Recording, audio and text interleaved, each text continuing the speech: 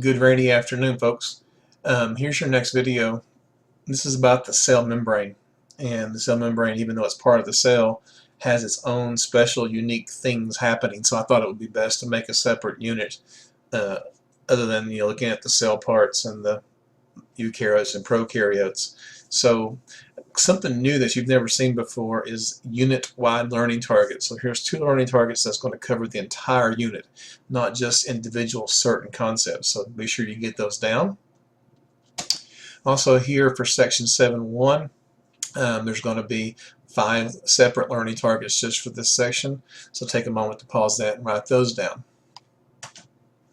Alright, so this could be a little intimidating. It could be even scary. We're going to sort this out in class, but what I'd like for you to look at as you look at the next few slides, I'd like for you to take a look at this lipid bilayer, or this phospholipid bilayer. That's these little orange balls with the yellow tails on them. Notice how they make 2 different layers. I also want you to look at different kinds of proteins. These are the things in blue or purple. And then look at the little yellow cholesterol molecules embedded all throughout the lipid bilayer. This is what your cell membrane, or at least a model of it, looks like up close, instead of just the single thin line that we've been drawing. Okay, so what is a lipid bilayer? Well, it's pretty simple. If you look at just the words lipids, you should know what lipids are by now from the organic chapter. And it's a fatty substance. And bilayer simply means 2 layers. So it's 2 layers of lipids, 2 layers of fat.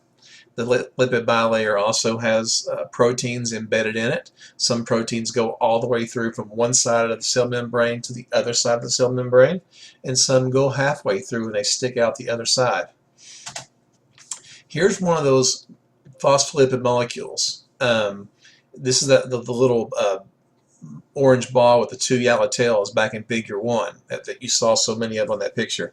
Here's another picture of them. In this case, they're blue, so don't let the color influence you. The colors, there's not really a color to them at all. They're kind of clearish looking. So, but you've seen a carbon-hydrogen chain like this before in other fatty acids, like saturated fatty acids or unsaturated fatty acids. But in this case, and the ball part, this blue part right here, this round part, is this phosphorus head. And this phosphorus head likes water. It's hydrophilic. That means water loving. But this tail region, which is made out of lipids or fats, does not like water, so it's hydrophobic. So let's look at those words. So the phospholipid molecule has 2 different ends. It's got a phosphorus end and a fatty acid end.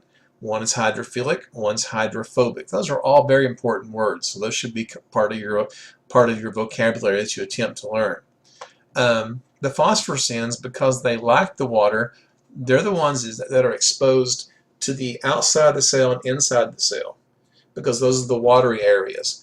The tails themselves, they face inward, away from the watery areas, because they're repelled by water, or water repels them, however you want to look at it. So they won't turn, the tails won't turn like this and expose themselves to water. Remember, the cytosol is mostly water, and there's also water outside cells in that space between cells. It's a very watery environment.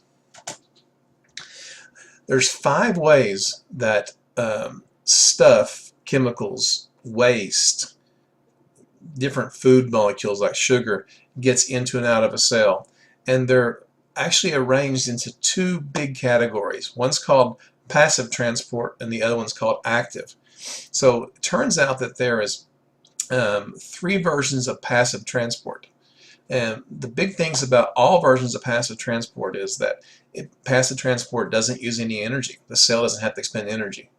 Particles move from an area of high concentration to an area of low concentration. We're going to demonstrate this in class.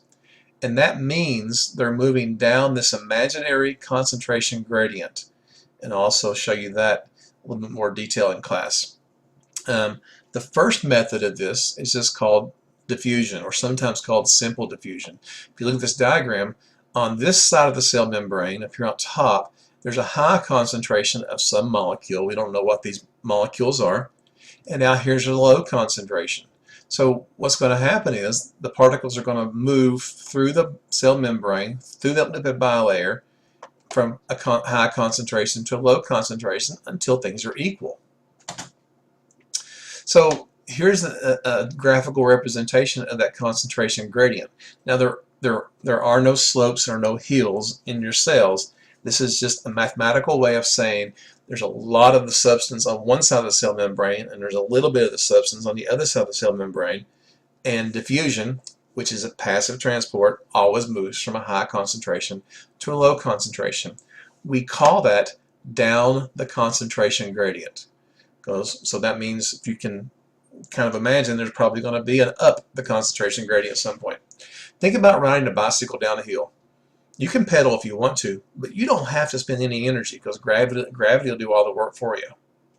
Okay, so this paragraph here is just telling you that there's a high concentration of a lipid or what other chemicals on the outside, low concentration on the inside. So which way would lipids move? They move from outside to inside until things are equal.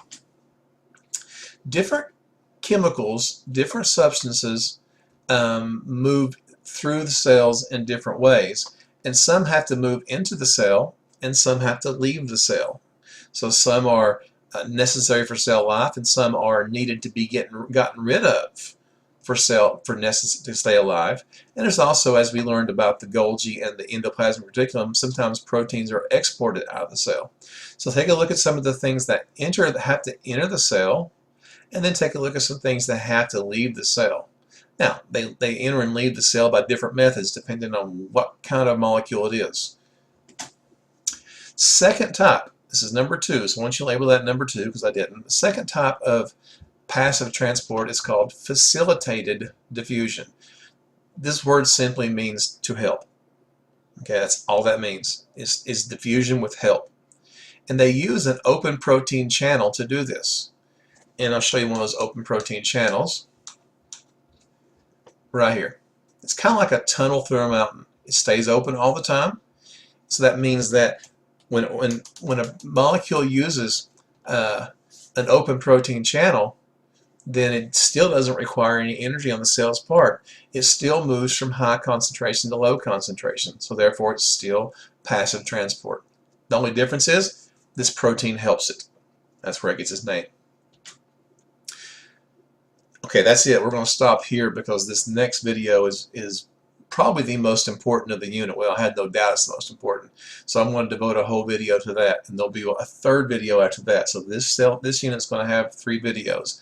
Looks like the running time on this one is approaching 8 minutes, and that's about my goal, 8 minutes or less. So I'll see you in class on Tuesday. I will not see you tomorrow. See ya.